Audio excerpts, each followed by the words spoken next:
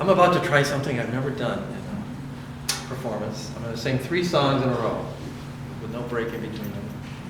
And it's going to start with a song in the spring and end with a song in the autumn. And the middle song is kind of through several seasons. But they're all going to be songs about the tinkers or the travelers.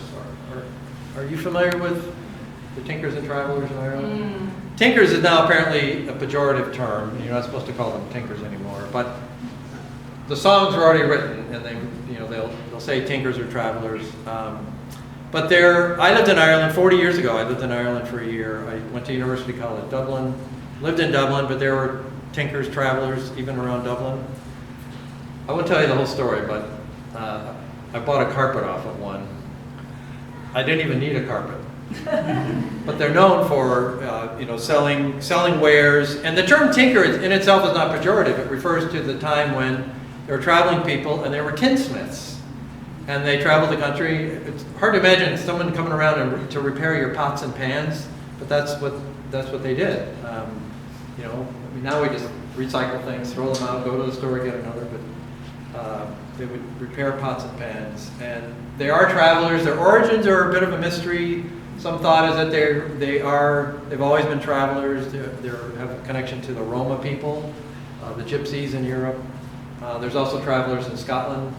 It's also thought that their origins are the displaced Irish gentry, especially from the north of Ireland, that when the planters came in the 1600s, 15 and 1600s, to support the crown under Queen Elizabeth, that a lot of Irish gentry got pushed out, literally, pushed off their land and their property, and then there's thoughts that some of them would have taken to the roads, and then that's where they originated.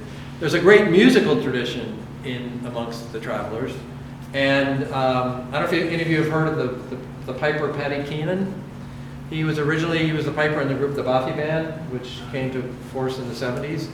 He's been in New Hampshire for a long, long time, and he sometimes plays in the area.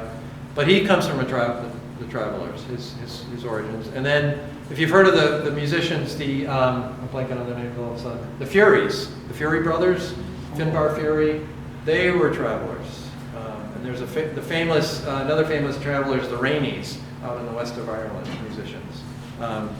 So I'm going to sing a song that I got from Australia. He was the Englishman who went to Australia. It's called Bare-Legged Joe, and it's like, this is an oral tradition. I learn a lot of songs. I don't read music, so I learn things off of CDs and radio. And sometimes I'll go to a concert and hear a song, and then it's like, I got to get that song. And this came from Danny Spooner, who was a wonderful singer Australia. And song collector from England, but really he spent most of his adult life in Australia. He said he got it from Brian Mooney, and Brian Mooney got it off a Galway tinker named Foley. So there's kind of the lineage of that song. And then the middle song is actually written by Ewan MacColl, who was a Scotsman. Ewan MacColl was not his original name. I can't remember his original name, but it was kind of vanilla. He wanted this kind of identity as like a Scotsman, so he took the name Ewan MacColl. And he worked for the BBC for a long time, collecting songs, and he had a long time at a radio program. And he would write ballads and songs that he would do in his program. And I guess in the early 60s, he spent quite a bit of time with the Scottish Travelers. And a number of songs came out of that, including the one I'm going to sing, Freeborn Man. And then the last song is called The Tinkerman's Daughter. It's written by Mickey McConnell, who is brother of Cathal McConnell. They're from County Fermanagh. Cathal McConnell is kind of the leader of the group, the Boys of the Loch, if you've ever heard of that traditional group.